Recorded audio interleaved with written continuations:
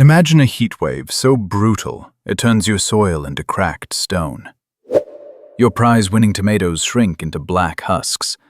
Your lawn becomes brown dust. For most gardeners, that is the end. We are taught a simple rule. Life needs constant care. Water, fertilizer, and a little luck. Now look again. In one corner of that scorched earth, a tree is still standing. Its leaves are bright green. They move in the 110-degree wind. It has not seen a drop of rain in 2 years, and it still holds.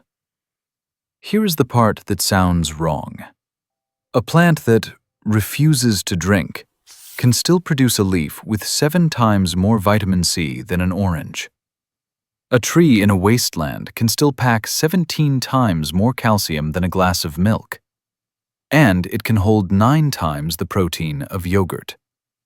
This tree has a name: Moringa oleifera. If you have spent years buying oranges for the flu or swallowing expensive calcium pills for your bones, here is the problem. You were pointed in the wrong direction. You were trained to buy annual health, supplements that expire, fruits that rot in a week. The system works best when you keep buying and consuming. It does not want you to focus on a tree that lives for 20 years, a tree that can grow 10 feet in a single season, a tree that offers usable parts from leaves to roots. So, ask the obvious question. Why is this not in every backyard in Florida, Arizona, or California? Why is one of the most nutrient-dense plants on Earth treated like a common weed? Why is it framed as a secret used by humanitarian groups in Africa? The answer is simple. You cannot monetize a miracle that anyone can grow from a broken branch. If you are tired of being a subscriber to a food system, stay with me. I will show you why this 4,000-year-old immortal matters as you age. I will explain the biology behind its ability to pull minerals from deep subsoil. Your garden vegetables will never reach that layer.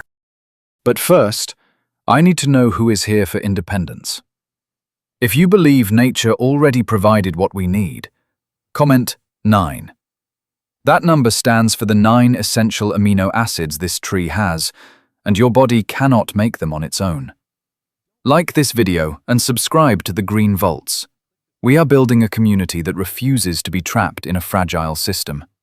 Comment 9, and let's expose the truth. To understand why this tree vanished from our collective memory, we need to go back in time. Long before pharmacies, long before industrial monocrops, we go to the foothills of the Himalayas, ancient India, around 2000 BC. At the height of the Maurya Empire, people talked about its warriors in quiet voices. They were said to have stamina that looked impossible. They marched for weeks through heat and humid jungles. They did not collapse the way other armies did. They did not fall to the infections that ruined others. Ancient texts describe a daily tea. It was brewed from the leaves of shigru. Today, we call it moringa. They believed it supported courage and fast recovery. To them, it was not just a plant. It was amrita, the nectar of the gods. So why did our grandfathers never talk about it? Why is it not a staple in the American kitchen? The answer sits in a dark chapter of history: global colonialism. When Western powers moved into India and Southeast Asia, they were not looking for tools that made people independent.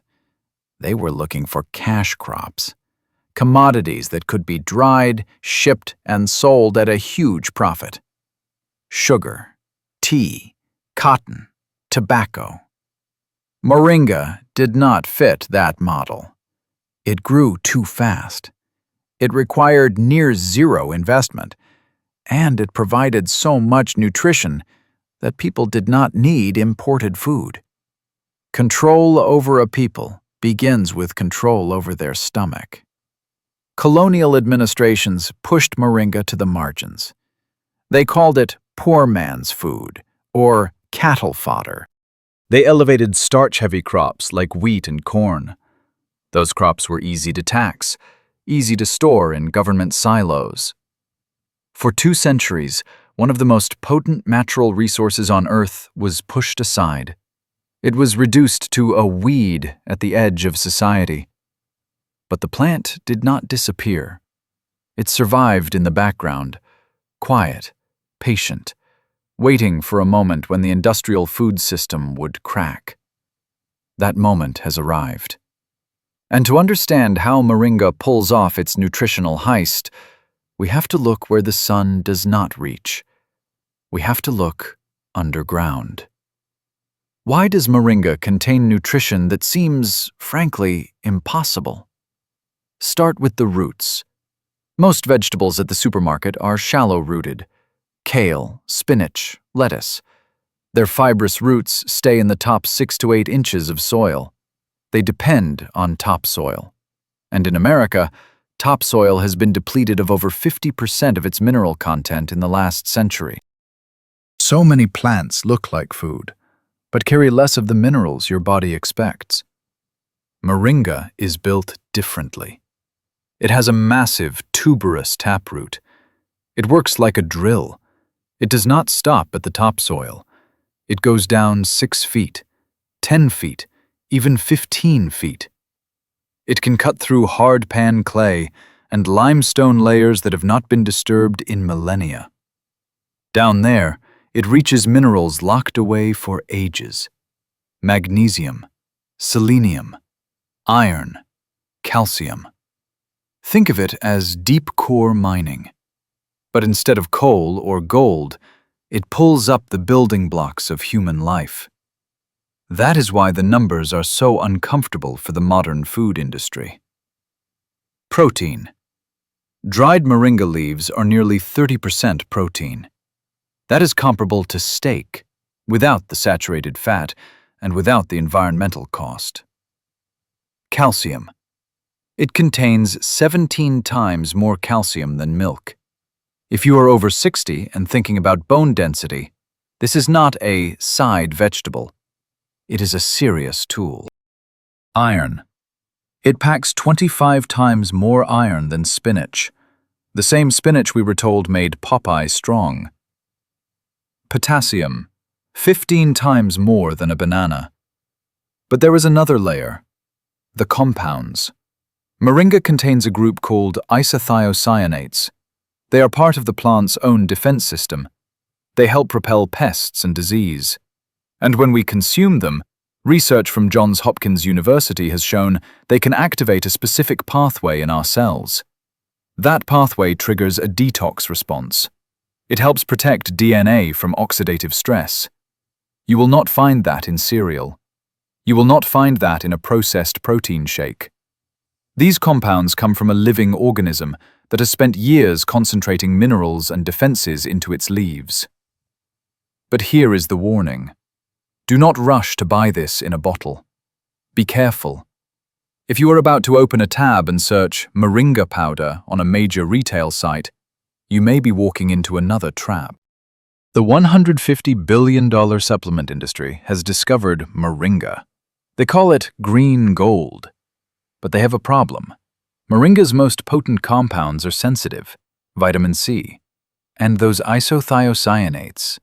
They break down with heat, light, and oxygen. On an industrial scale, leaves are often dried fast in high-temperature kilns. Then they sit in hot warehouses for months.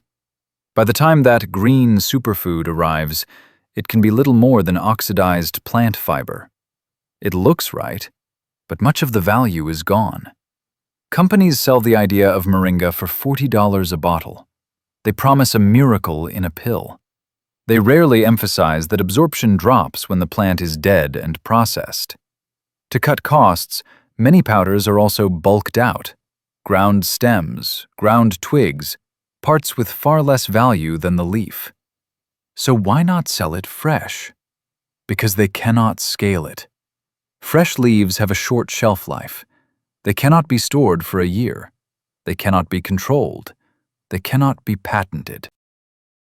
The most effective version is the one you grow yourself, for pennies. A store-bought powder is like a photo of fire. Fresh leaves are the fire itself. One looks similar, only the other gives warmth.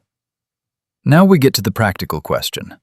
How do you secure this nutrient machine without paying the corporations? Forget seeds. Moringa seeds lose viability faster than almost any other vegetable. If they sit in a packet for a year, they are often duds. Instead, use a method passed down for centuries: the protocol of freedom. Moringa has a superpower: vegetative regeneration. You can take a piece of a living tree and create a genetic clone of the parent. Here is what you do. Secure a cutting. Do not start at a nursery. Look at local food forest groups. Look at heritage plant forums.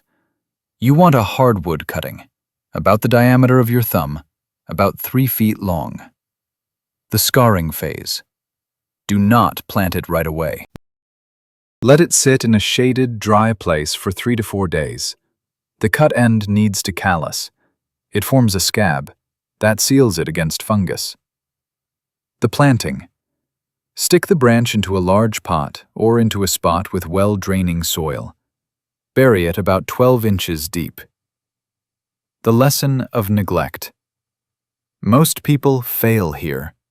They overwater. Moringa is a desert tree. It thrives on struggle. Water it once, then leave it alone. Wait until you see the first tiny green leaves break out of the wood. Within 6 months, that branch can become a 6-foot sapling.